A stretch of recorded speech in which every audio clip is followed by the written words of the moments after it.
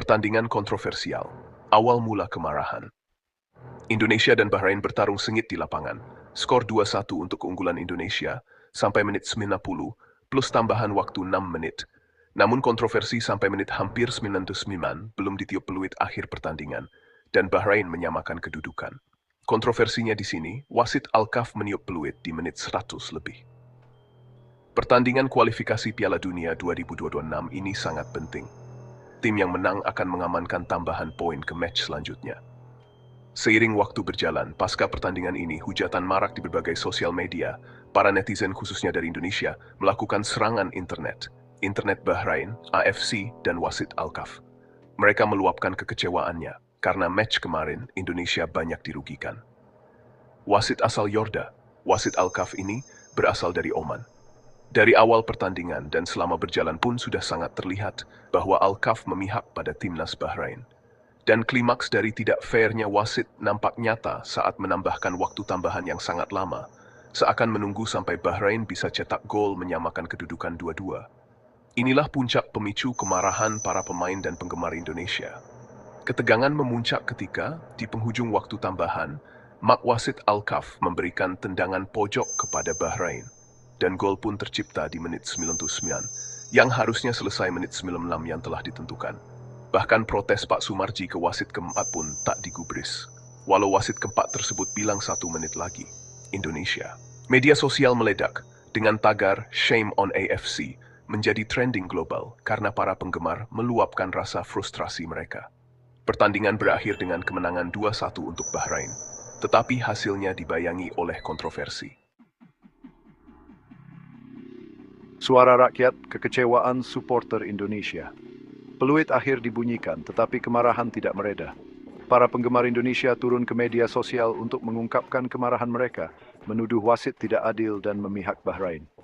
Meme yang mengejek kepemimpinan wasit membanjiri Twitter dan Instagram, sementara penggemar yang marah menuntut penyelidikan atas pertandingan tersebut. PSSI mengajukan protes resmi kepada Konfederasi Sepak Bola Asia, menuntut penjelasan atas keputusan kontroversial wasit tersebut. Tokoh masyarakat dan mantan pemain ikut menyuarakan kepuasan Bregri Road sebab menyerukan pelayangan protes resmi akan akuntabilitas AFC.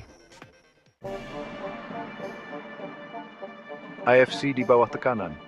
Apakah ada keberpihakan wasit? AFC menjadi pusat badai. Semua aksi protes menyoroti AFC, dalam hal ini penunjukan wasit yang tidak mencerminkan semboyan fair play dalam sepak bola.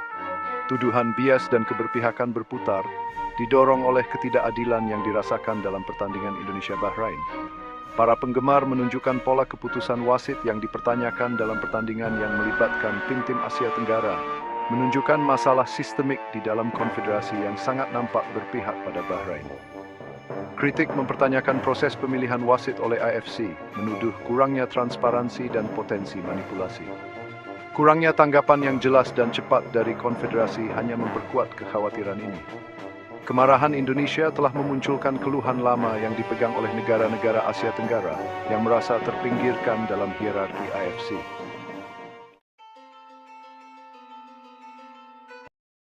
Keheningan FIFA menambah luka. Apa iya FIFA diam saja atas layangan suara protes yang begitu masif ini? Sebagai badan pengatur sepak bola dunia, keheningan FIFA atas masalah ini sangat memekakkan telinga. Terlepas dari kecaman internasional dan protes resmi yang diajukan oleh PSSI, FIFA belum mengeluarkan pernyataan atau mengakui kontroversi seputar pertandingan Indonesia-Bahrain.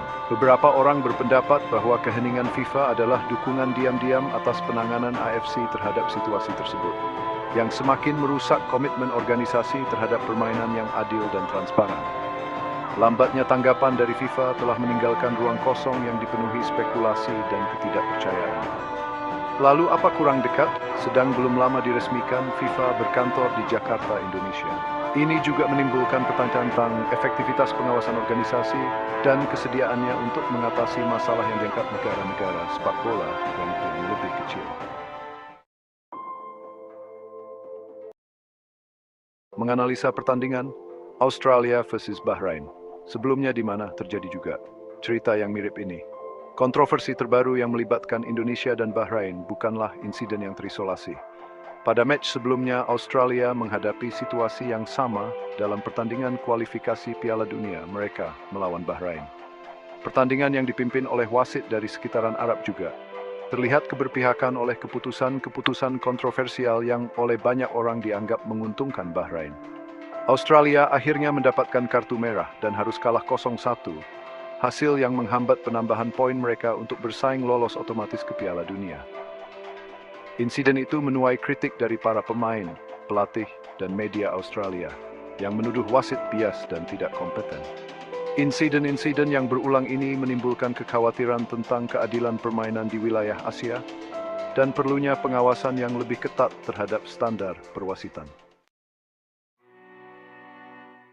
Bagian 6, fair play dipertanyakan, semangat olahraga yang hilang. Pada intinya, sepak bola adalah permainan yang dibangun di atas prinsip-prinsip fair play dan sportivitas. Namun, kontroversi seputar pertandingan Indonesia-Bahrain dan gema tim negara Arab yang terkenal dengan bantuan wasit. Bahkan salah satu komentar dari Jepang menyebut, sudah biasa kalau ketemu tim dari negara-negara Arab seperti ini. Waktu tambahan yang berlebihan, ditambah dengan dugaan bias dalam keputusan-keputusan penting, membuat banyak orang mempertanyakan apakah hasil pertandingan telah ditentukan sebelumnya.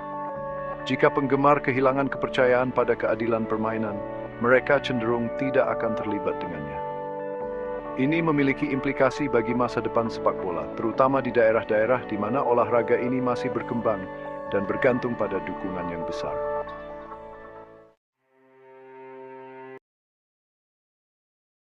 Masa depan suram.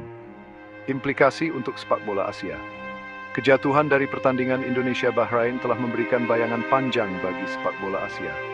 Kontroversi tersebut telah mengungkap masalah yang mengakar di dalam AFC, mulai dari tuduhan bias dan pengaturan, hingga kekhawatiran tentang transparansi dan akuntabilitas.